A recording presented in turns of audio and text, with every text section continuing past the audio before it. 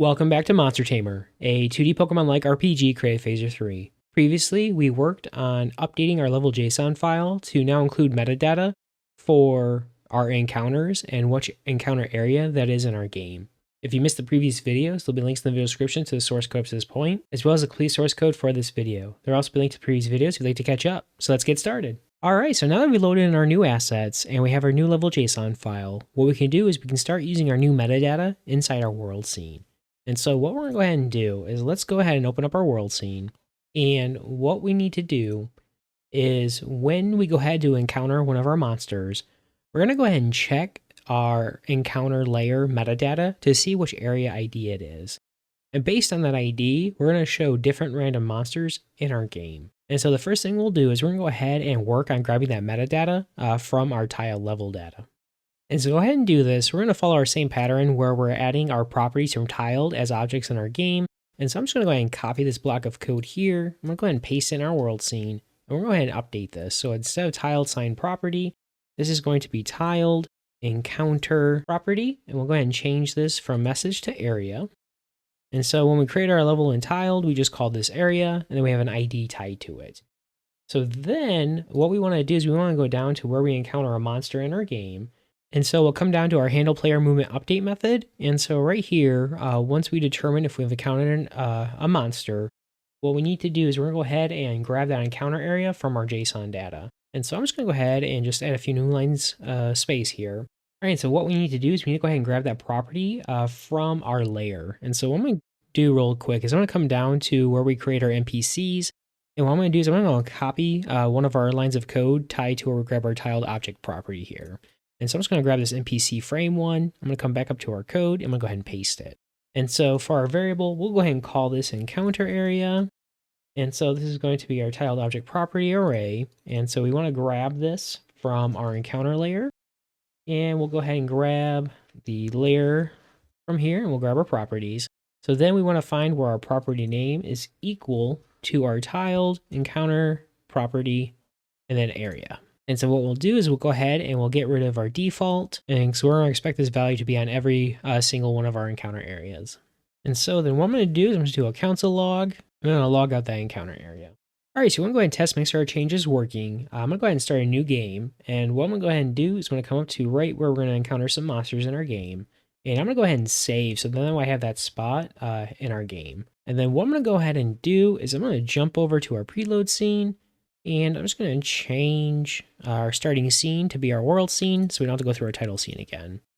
So then when our game refreshes, we should be right next to the grass where we have encounters. And then what I'm going to do is I'm going to go ahead and bump up our threshold here to be 0.9. So then we have a very high chance of encountering a monster.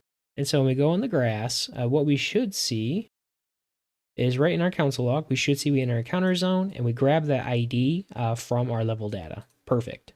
So now we've verified we can grab our area ID from our encounter layer data.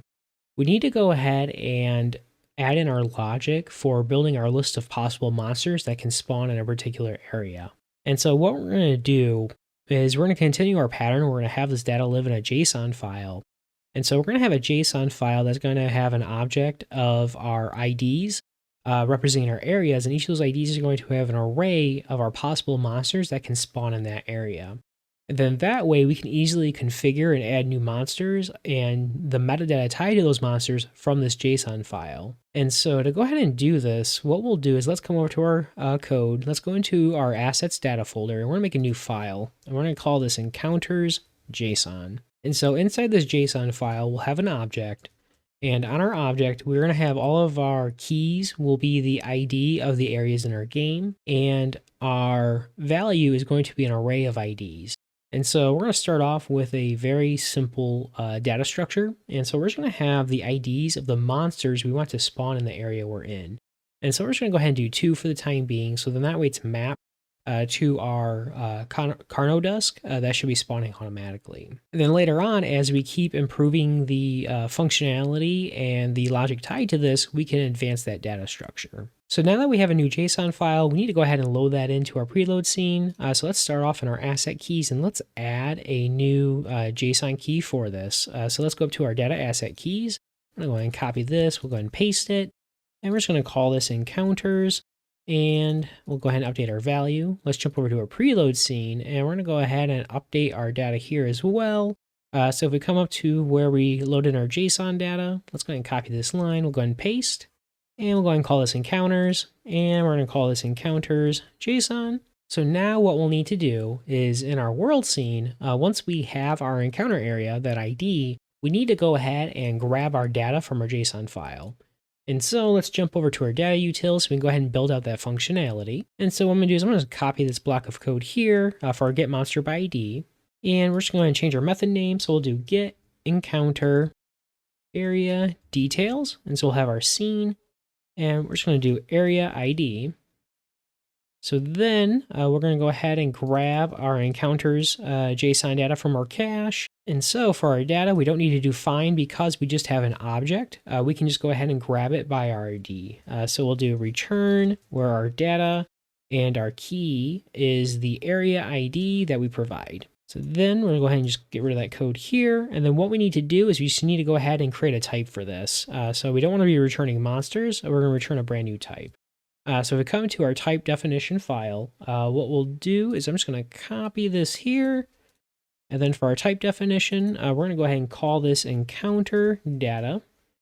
And so for our data, it's going to be an object.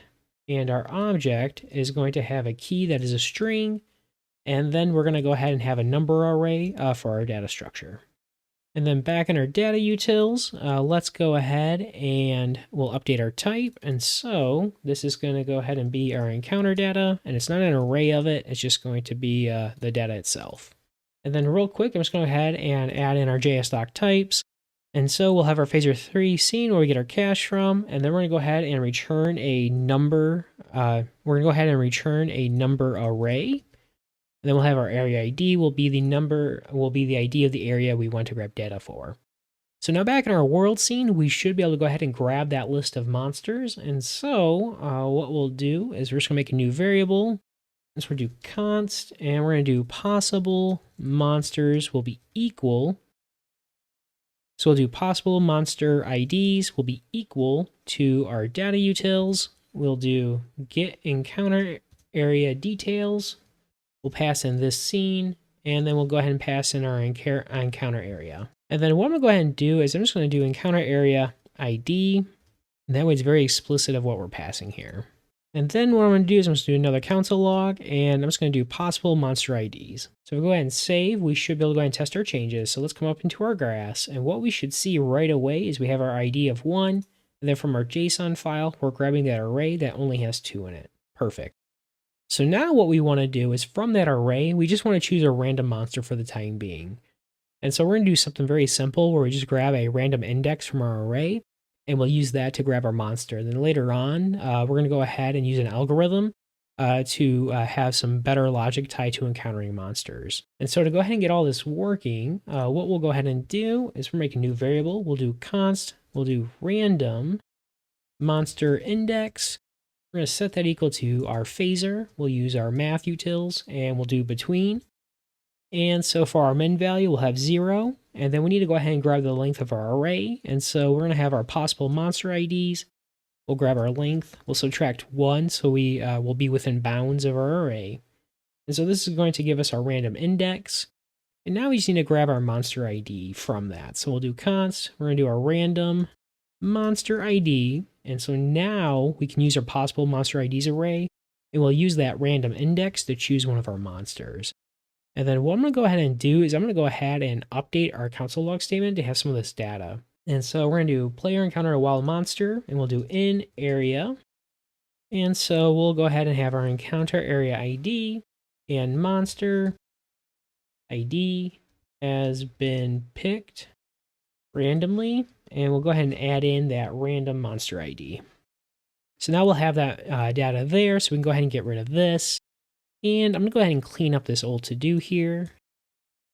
And then real quick, so what we want to do now is we have our hard-coded 2 value here. We want to go ahead and use that random monster ID value here.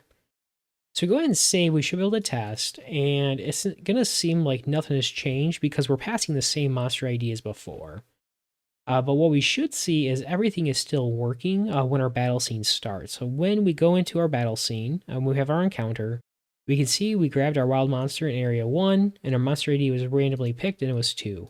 So we can see that our logic's working. So what we're going to do now is in our encounters JSON file, just to make sure it is working, I'm going to just change this to 1.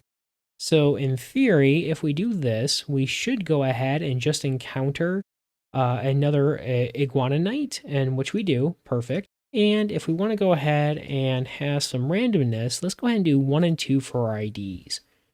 And so now if we go ahead and go into an encounter zone, we'll see we randomly pick 2. So we have Carnodusk. I'm going to go ahead and refresh. And if we go ahead and try to encounter another monster, perfect, we got Iguana Knight this time. Alright, so now that we validated our logic is working, what we're going to go ahead and do is we're going to go ahead and reference some of those new monsters that we previously added assets for. And so what we're going to go ahead and do is I'm just going to close a few of these files to clean them up. And what we want to do in our encounters JSON is we're going to go ahead and we'll keep 2, so we'll have Carnodusk spawn, but then we're also going to spawn in 3, 4, and 5 as possible monsters. And so for our monsters, what we need to do is we need to come into our monsters JSON file. And so what we need to do is we actually need to add in our metadata for these monsters. And so we added in 3 monsters before, so what I'm going to do is I'm going to copy this, and I'm going to go ahead and paste it 3 times. And so now for our monsters, what we'll do is we're going to have an ID of 3. We'll also do an ID of 3 for our monster here. We'll do 4 and 4. And we'll go ahead and do 5 and 5. And then we need to go ahead and update our asset keys and our names for our monster. And so to make some of them different, we'll go ahead and update our attack IDs. And so we'll go ahead and do 2 for this monster, and we'll do 2 for this monster here. So now we need to go ahead and add in their names. And so what I'm going to do is I'm going to jump over to our asset keys. So we just do some copy and pasting. And what I'm going to go ahead and do is I'm going to grab Ignivolt, and we'll go ahead and do that monster first. We'll go ahead and paste that here. And so we'll go ahead and update their name as well. And then let's go ahead and copy Aquavalor. And so we'll go ahead and update our asset key. We'll go ahead and update our name. And for one more, we'll go ahead and do Frostsaber. And so we'll go ahead and update our asset key. And we'll go ahead and update our name. Alright, so with our new monsters JSON file now, when our game starts, we should load in these new monsters. And then with our new encounters being updated, we should be able to encounter some of these monsters in our battle scene. So let's go ahead and jump over to our browser, and we should be able to test. So let's go ahead and encounter a monster. Alright, so we randomly picked 3, so we got Ignivolt, perfect. And just to make sure everything's working, we should be able to go ahead and use slash, the foe use slash, perfect. Alright, let's go ahead and refresh. We'll go ahead and do another test. So we'll come into another monster. Alright, so now we randomly pick 5, perfect. So we have Frostsaber. So we're going to go ahead and fight. They use Ice Shard, and then we go ahead and attack them. And we're just going to do a couple more. So let's do another battle. Ooh, randomly 2, so we have Carnodusk. And we got Carnodusk again.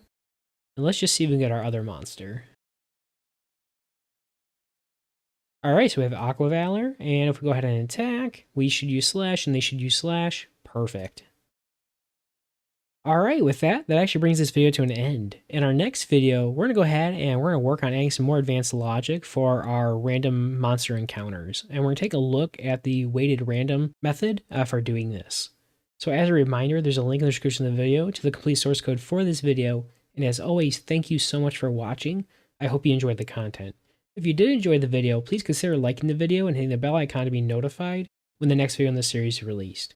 For more great Phaser 3 content, please see the links on your screen now.